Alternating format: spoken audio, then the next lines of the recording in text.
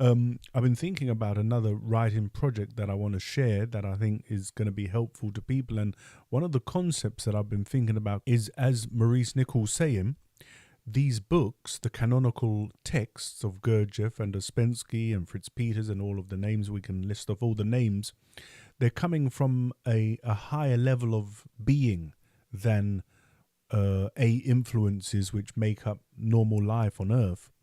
And so I've got this concept and to distinguish a natural awakening or a natural coming to consciousness and then an intentional awakening.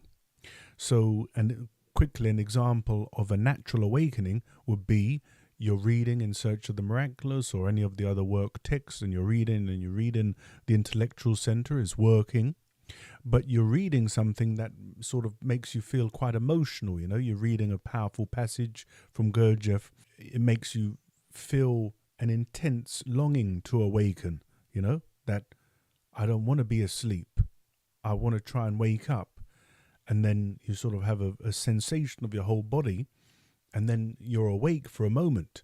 The text has naturally awoken you.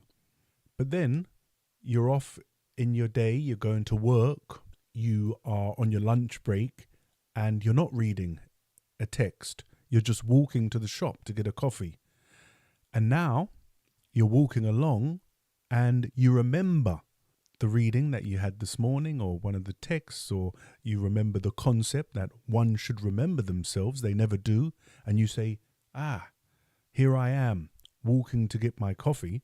You bring in all of the centers. First, you might sense your body, where you are, the weather, the sensations of the temperature and the weather conditions.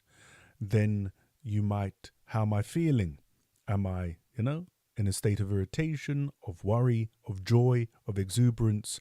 And then you can observe your thoughts. And this is self-remembering, bringing in all of the three centers into a full impression, the first conscious shock it would be called. And so this would be an intentional awakening. You haven't come about it naturally and spontaneously from reading a text or hearing a text read, but you've remembered yourself, and this is one of the main issues in the work, that man never remembers himself.